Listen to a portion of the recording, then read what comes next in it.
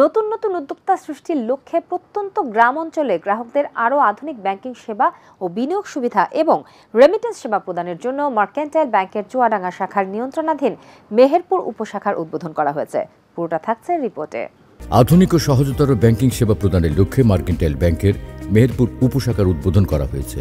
Mercantile ব্যাংকের ব্যবস্থাপনা পরিচালক মতিউল হাসান প্রধান অতিথি হিসেবে প্রধান কার্যালয় থেকে ভার্চুয়াল প্ল্যাটফর্মে উপশাখাটির উদ্বোধন করেন। উদ্বোধনী অনুষ্ঠানে ব্যাংকের ডিএমডি বৃন্দ মোহাম্মদ জাকির হুসাইন, আদিল রায়হান, শামীম আহমদ, অসীম কুমার সাহা ও doctor Mohammad Zahid Hossain, CFO doctor Tapas Chandra Pal, SEVP Shah Mohammad Sohel Khurshid ও মোহাম্মদ ইকবাল রেজওয়ান এবং কোম্পানির সেক্রেটারি মোহাম্মদ রেজাউল করিম উপস্থিত ছিলেন। ব্যাংকের ব্রাঞ্চেস ডিভিশনের প্রধান ও vice president Mohammad Hossain, Meherpur chamber of কমার্সের সেক্রেটারি আরিফুল আনাম বকুল, আসলাফ ইন্টারন্যাশনাল লিমিটেডের প্রধান নির্বাহী মোহাম্মদ ওয়াহিদুজ্জামান, ব্যাংকের চুয়াডাঙ্গা শাখা প্রধান রুহিদাস পাল, মেহেরপুর উপশাখার ইনচার্জ জুয়েল রানা সহ আমন্ত্রিত অতিথি, গ্রাহক বৃন্দ ও ব্যাংকের কর্মকর্তারা মেহেরপুর উপশাখায় উপস্থিত ছিলেন।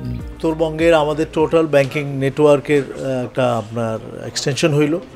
তাতে আমরা উত্তরবঙ্গের সব আনাচে কানাচে ব্যাংকিং যাতে সেবা পেতে পারে সেই উদ্দেশ্য মাথায় রেখে, কারণ বাংলার ব্যাংক আমাদের যে মরহুম আব্দুল জলিল স্যার যে ব্যাংকের প্রতিষ্ঠাতা চেয়ারম্যান ছিলেন, ওনার স্বপ্ন ছিল উত্তরবঙ্গের মানুষ যেন ব্যাংকিং সেবা উপকৃত হয়।